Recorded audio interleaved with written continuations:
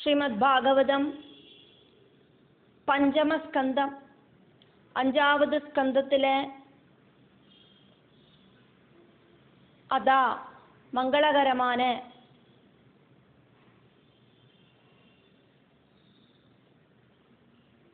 ദ്വിതീയോധ്യായഃ രണ്ടാവത് അധ്യായം.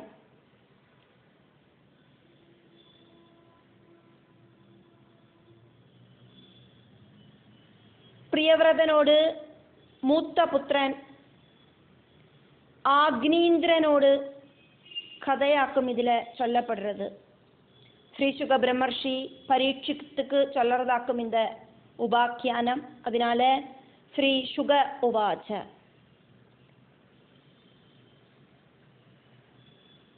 പഞ്ചമസ്കന്ധത്തിലെ ഗദ്യങ്ങളും ശ്ലോകങ്ങളും കലർന്നാക്കും இருக்கும் அப்படிங்கிறத നമ്മൾ ഓൾറെഡി தெரிஞ்சுണ്ടോ.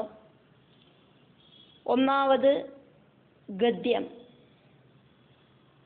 ഏവം പിതരി സംപ്രവൃത്തേ തത് അനുശാസനേ വർത്തമാനഃ ആഗ്നീന്ദ്രോ ജംബുദ്വീപ ഔഗസഃ പ്രജാഃ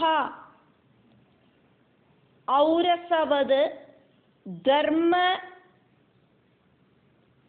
അവേക്ഷമാണഃ പര്യഗോപായത്.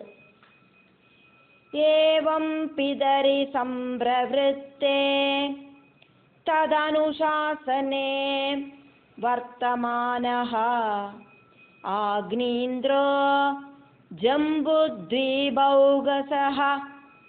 പ്രജാ ഔരസവത് ധർമാവേക്ഷമാണഃ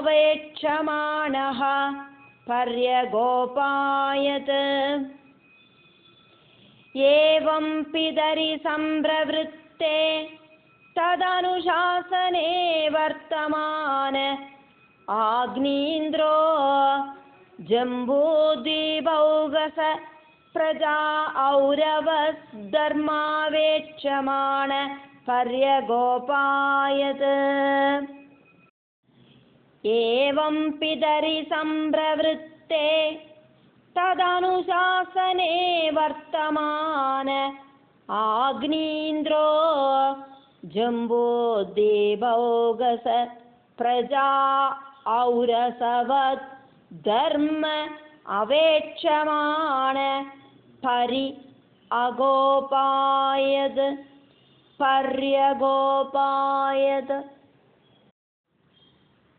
രണ്ടാമത് ഗദ്യഭാഗമാക്കും പാക്കറോ.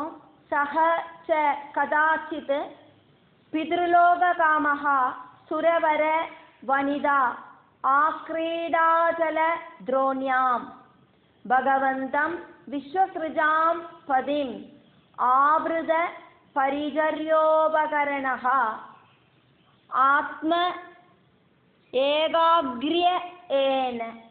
ആത്മൈകാഗ്ര്യേന തപസ്വി ആരാധയാം ബഭൂവ.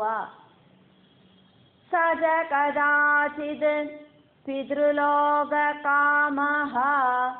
സുരവര വനിത ആക്രീഡാചലദ്രോണ്യാം ഭഗവന്തം വിശ്വസൃജാം പതിം ആവൃത പരിചര്യോപകരണഃ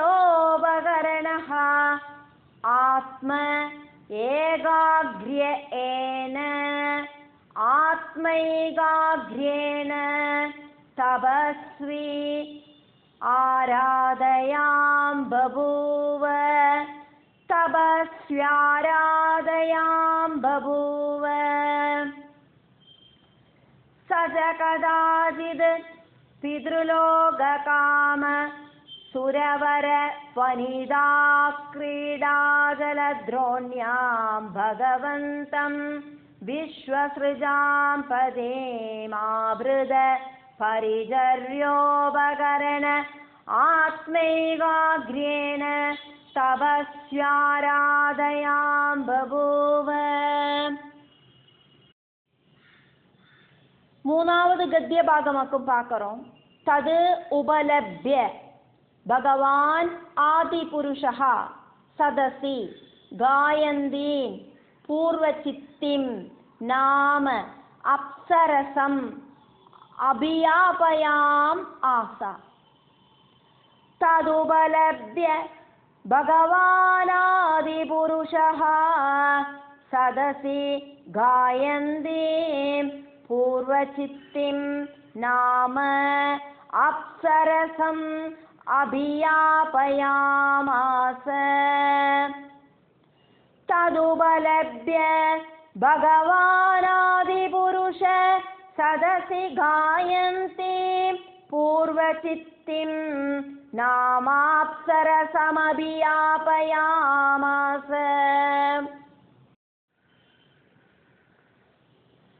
നാലാவது ഗദ്യഭാഗമാക്കും പാക്കറോം.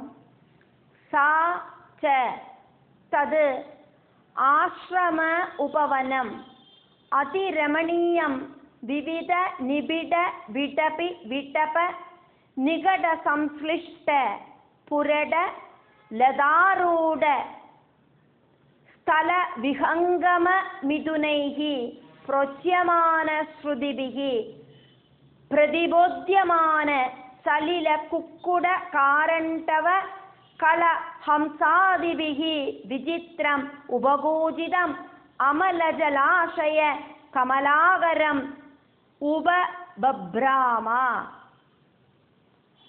സാ ച തത് ആശ്രമ ഉപവനം അതിരമണീയം വിവിധ നിബിഡ വിടപി വിടപ നികട സംശ്ലിഷ്ട പുരട ലതാരൂഢ സ്ഥല വിഹംഗമ മിഥുനൈഃ പ്രോച്യമാന ശ്രുതിഭിഃ പ്രതിബോധ്യമാന സലില കുക്കുട കാരണ്ഡവ കളഹംസാദിഭിഃ വിചിത്രം ഉപഗോചിതം അമലജലാശയ കമലാകരം ഉപബഭ്രാമ.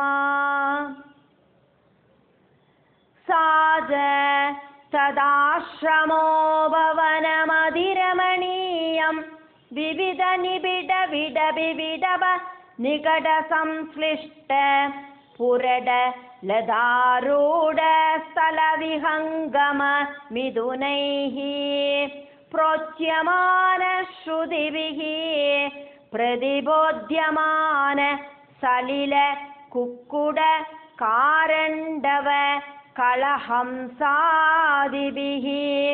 വിചിത്രമുപഗോചിതം അമലജലാശയ കമലാകരം ഉപബഭ്രാമ.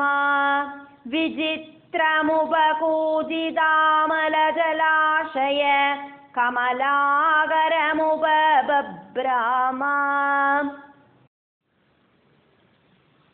അഞ്ചാவது ഗദ്യഭാഗമാക്കും பார்த்துருக்கோம். തസ്യാഹ സുലളിത ഗമന പദ വിന്യാസ ഗതി വിലാസായാഹ ച അനുപദം ഗതി വിലാസായാശ്ച അനുപദം ഗണ ഗണായമാന രുചിര ചരണ ആഭരണ സ്വനം ഉപാകർണ്യ നരദേവകുമാരഃ സമാധിയോഗേന ആമീലിത നയന നളിന മുകുള യുഗളം ഈഷത് വികചയ്യ വ്യജഷ്ഠ. തസ്യാഹ സുലളിത ഗമന പദവിന്യാസ ഗതിവിലാസായാഹ ച അനുപദം ഗണഗണായമാന ഗതിവിലാസായാശ്ച അനുപദം ഗണഗണായമാന രുചിരചരണ ആഭരണസ്വനം ഉപാകർണ്യ നരദേവകുമാരഃ സമാധിയോഗേന ആമീലിത मीलित नयन नलिन मुकुल युगलम् ईषद् विगजय्य व्यजष्ठ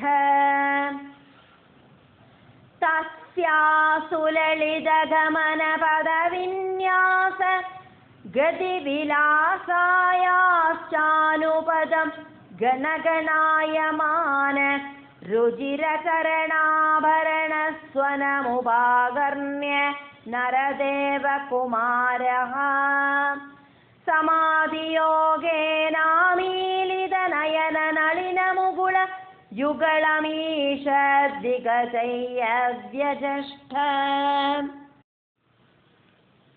ஆறாவது கத்திய பாகமாக்கு பார்க்குறோம். தாம் ஏவ அவிதூரே மதுகரீம் இவ சுமனசஹ உபஜிக்ரந்தீம் திவிஜ மனுஜ மனோநயன ஆஹ்லாத துகைஹி கதி விஹார व्रीडा विनय अवलोक सुस्वर अक्षर अवयवैः मनसि मृणां कुसुम आयुधस्य विदधतीं विवरं निजमुख विगलित अमृत आसव सहासभाषण आमोद मदान्त मधुकर निकरः उपरोधेन द्रुतपद विन्यासेन वल्गु स्पन्दन स्तन कलश कबर भार रचनां देवी तद् अवलोकनेन विवृत अवसरस्य भगवतः मकरध्वजस्य वशम् उपनीतः जडवद् इति ह उवाच. तामेव अविदूरे मधुकरीमिव सुमनसः उपजिग्रन्थीं दिविज मनुज मनोनयन आह्लाददुगैः गतिविहार व्रीडा विनय अवलोक सुस्वर अक्षर अवयवैः मनसि मृणां कुसुमायुधस्य विदधतीं विवरं निजमुख विगलित अमृतासव सहासभाषण आमोद मदान्त मधुकर निकरोपरोतेन द्रुतपद विन्यासेन वल्गुस्पन्दन स्तनकलश कबर भार रचनां देवी तदवलोकनेन विवृत अवसरस्य भगवतो मकरध्वजस्य वशम् उपनीतो जडवत् इति होवाच. तामेवाविदूरे मधुकरीमिव सुमनस उपजिग्रन्थीं दिवज मनुज मनोनयनाह्लाददुगैर्गतिविहार व्रीडा विनयावलोक सुस्वराक्षरावयवैः मनसि मृणां कुसुमायुधस्य विदधतीं विवरं निजमुख विगलितामृतासव सहासभाषणामोद मदान्त मधुकर निकरोपरोतेन द्रुतपद विन्यासेन वल्गुस्पन्दन स्तन कलश कबर भार रचनां देवी तदवलोकनेन विवृतावसरस्य भगवतो मकरध्वजस्य वशमुपनीतो जडवद्दिति होवाच.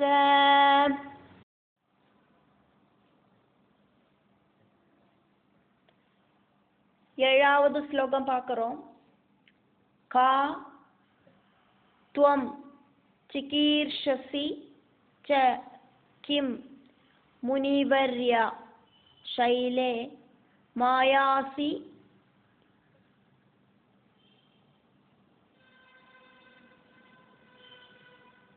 காவி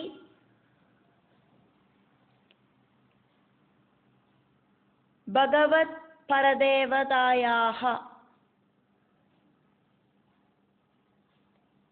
வித்யே பிபர்ஷி தனுஷி சுஹ்ருத் ஆத்மனः அர்த்தே கிம் வா மிருகான் மிருகயசே விபினே பிரமத்தான் காத்வம் சிகீர்ஷசி ஜ கிம் முனிவர்யசைலே மாயாசி காபி பகவத் பரதேவதாயா வித்யே பிபர்ஷி தனுஷி சுஹ்ருதாத்மனோர்த்தே கிம் வா மிருகான் மிருகயசே விபினே பிரமத்தான்.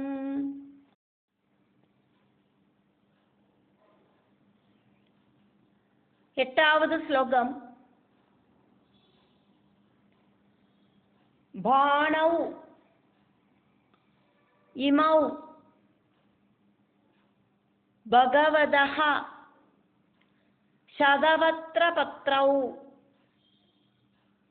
சாந்தௌ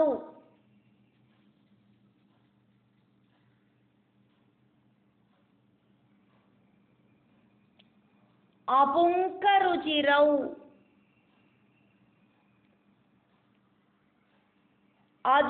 அதிதிக்மதந்தௌ கஸ்மை யுயுங்க்ஷசி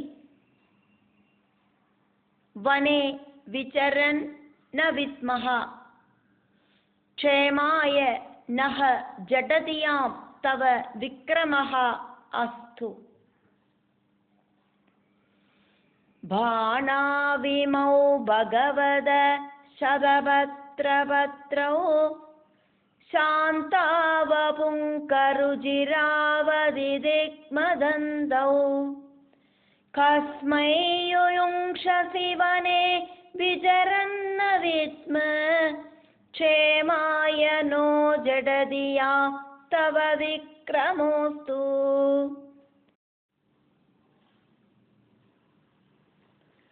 ஒன்பதாவது ஸ்லோகம். शिष्याः इमे भगवतः परितः पठन्ति गायन्ति साम सरहस्यम् अजस्रम् ईशं युष्मद् शिगा विलुलिताः सुमनः सुमनो अभिवृष्टिः सर्वे भजन्ति ऋषिगणाः इव वेदशाखाः. शिष्या इमे भगवद परितः पठन्ति गायन्ति साम सरहस्यमजस्रमीशं युष्मच्छिगा विलुलिता सुमनोभिवृष्टि सर्वे भजन्त्यर्षिगणा इव वेदशाखाः. सर्वे भजन्ति ऋषिगणा इव वेदशाखाः. सर्वे भजन्त्यर्षिगणा इव वेदशाखाः. सर्वे भजन्ति ऋषिगणाः इव वेदशाखाः. 10வது ஸ்லோகம். வாஜம் பரம் சரண பஞ்சர சித்திரீணாம் பிரம்மன் அரூபமுகராம் ஸ்ருணவாம துவ்யம் லப்தா கதம்ப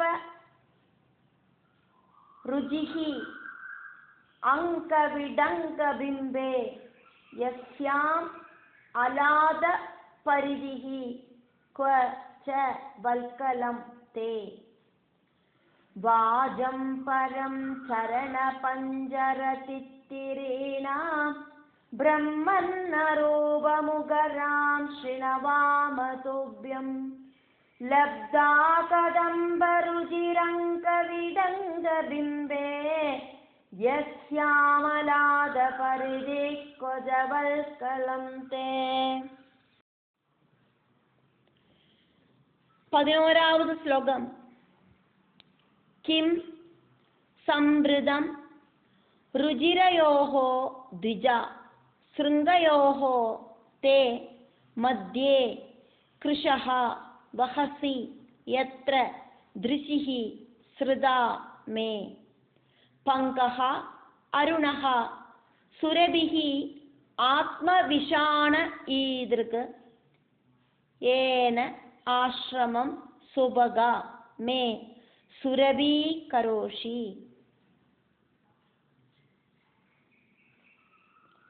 കിം സംവൃതം രുചിരയോർദ്വിജശൃംഗയോസ്തേ മധ്യേ കൃശോ വഹസി യത്ര ദൃശിശ്രിതാ മേ പങ്കോരുണ സുരഭിരാത്മവിഷാണ ഈദൃക് യേനാശ്രമം സുഭഗമേ സുരഭീകരോഷി.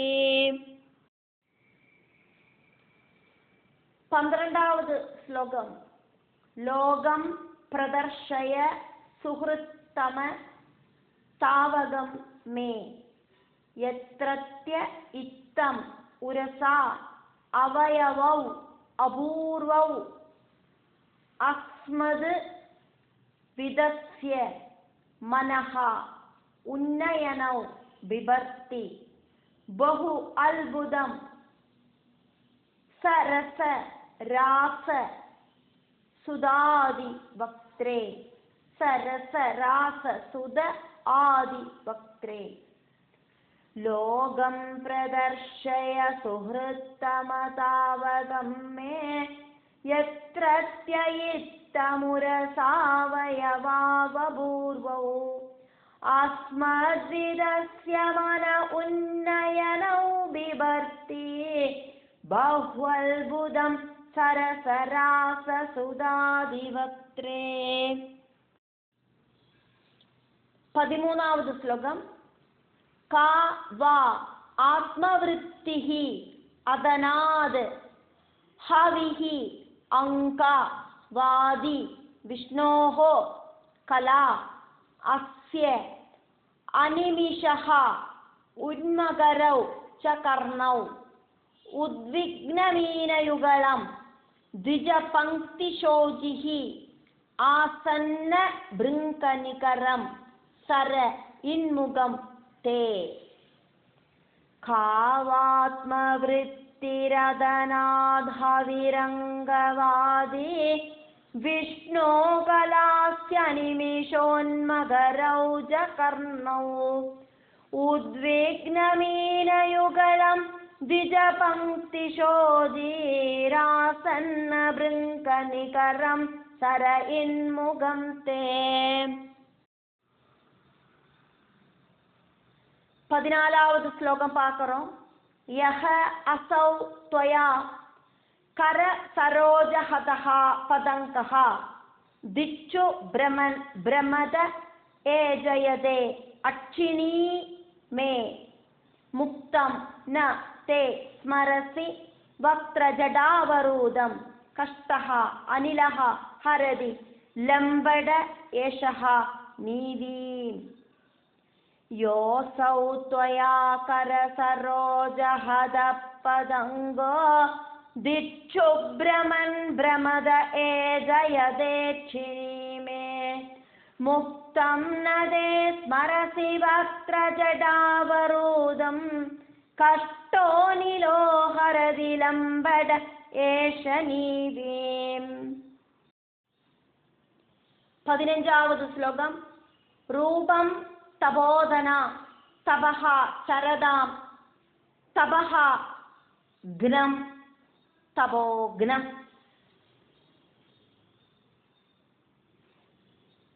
ഹി ഏതത് तु केन तपसा भवतः उपलब्धं चर्तुं तपः अर्हसि मया सह मित्रमह्यं किं वा प्रसीदति स वै भवभावनः मे भवभावनो मे रूपं तपोधन तपश्चरदां तपोग्नं ह्येतत्तु केन तपसा भवतोपलब्धं चर्तुं तपोर्हसि मया सह मित्रमह्यं किं वा प्रसीदति स वै भवभावनो मे।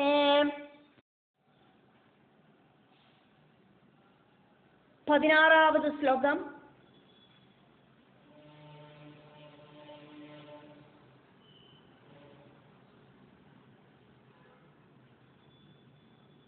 ന ത്വാം ത്യജാമി ദയിദം ദ്വിജ ദേവദത്തം യസ്മിൻ മനഃ ദൃക് അപി നഹ ന വിയാതി ലഗ്നം മാം ചാരു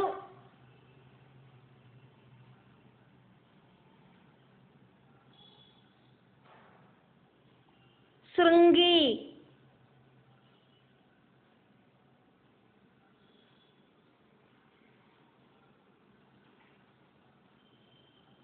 അർഹസി നേതും അനുവ്രതം തേ ചിത്തം യതഃ പ്രതിസരന്തു ശിവാഃ സജീവ്യഃ ന ത്വാം ത്യജാമി ദയിദം ദ്വിജദേവദത്തം യസ്മിൻ മനോ ദൃഗഭിനോ ന വിയാതി ലഗ്നം മാം ചാരു ശൃംഗ്യർഹസി നേതുമനുവ്രതം തേ ചിത്തം യത പ്രതിസരന്തു ശിവാ സജീവ്യ.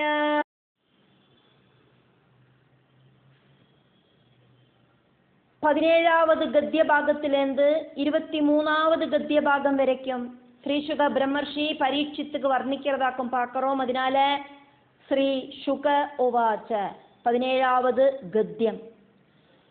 ഇതി ലലന അനുനയ അതിവിശാരദഃ ഗ്രാമ്യവൈദഗ്ധ്യയാ പരിഭാഷയാ താം വിബുധവധൂം വിബുധമതിഃ അതി സഭാജയാം ആസാ ഇതി ലലന അനുനയ അതിവിശാരദഃ ഇതി ലലനാനുനയാദിവിശാരദോ ഗ്രാമ്യവൈദഗ്ധ്യയാ പരിഭാഷയാ താം വിബുധവധൂം വിബുധമതിരതി സഭാജയാമാസ.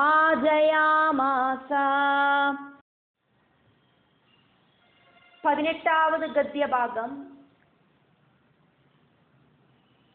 സാ ച തതഃ തസ്യ ധീരയൂഥപതേഃ ബുദ്ധി ശീല രൂപ വയഃ ശ്രിയ ഔദാര്യേണ പരാക്ഷിപ്തമനാഃ തേന സഹ അയുധായുധ പരിവത്സരഃ ഉപലക്ഷണം കാലം ജംബുദ്ദീപപതിനാ ഭൗമ സ്വർഗഭോഗാൻ ബുഭുജേ. സാ ച തതസ്തസ്യ വീരയൂഥപതേർബുദ്ധി ശീല രൂപ വയ ശ്രീയൗദാര്യേണ പരാക്ഷിപ്തമനാസ്തേന സഹായുധായുധ परिवत्सरोपलक्षणं कालं जम्बुद्वीपपतिना भौमस्वर्गभोगान् बुभुजे सा च ततस्तस्य वीरयूधपदेर्बुद्धिशीलरूपभय श्रीऔदार्येण पराक्षिप्तमनास्तेन सहायुध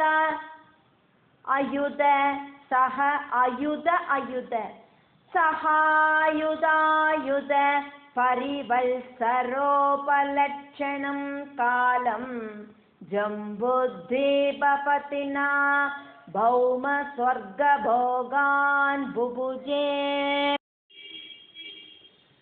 19வது ഗദ്യഭാഗം.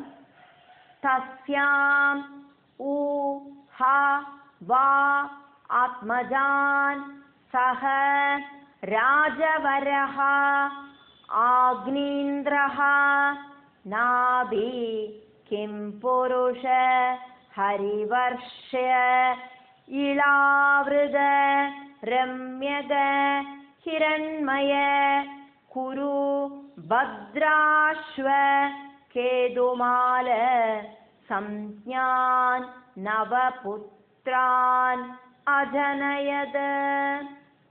തസ്യാമുഹവ ആത്മജാൻ സരാജവരാഗ്നീന്ദ്രോ നാഭി കിം പുരുഷ ഹരിവർഷേളാവൃത രമ്യക ഹിരണ്മയ കുരുഭദ്രാശ്വ കേതുമാല സംജ്ഞാൻ നവപുത്രാനജനയത്.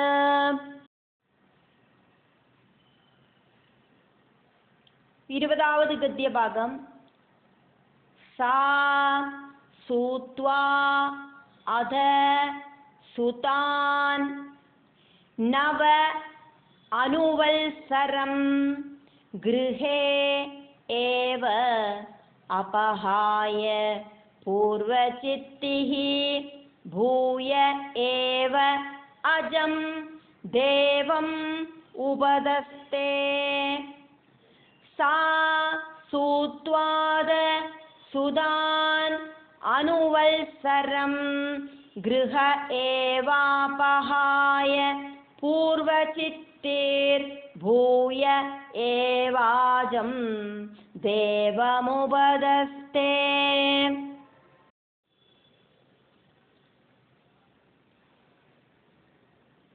21வது ഗദ്യഭാഗം. ആഗ്നീന്ദ്രസുതാഃ തേ മാതുഃ അനുഗ്രഹാദ് ഔത്പത്തികേന ഏവ സംഹനന ബലഃ ഉപേതാഃ പിത്രാ വിഭക്താഃ ആത്മതുല്യനാമാനി യദാ ഭാഗം ജംബുദ്വീപവർഷാണി ബുഭുജുഃ. ആഗ്നീന്ദ്രസുതാസ്തേ മാധുരനുഗ്രഹാദ് ഔത്പത്തികേന ഏവ. ആഗ്നീന്ദ്രസുതാസ്തേ മാധുരനുഗ്രഹാദ് ഔത്പത്തികേനൈവ സംഹനനബലോപേതാഃ പിത്രാ വിഭക്താ ആത്മതുല്യനാമാനി യദാ ഭാഗം ജംബുദ്വീപവർഷാണി ബുഭുജുഃ.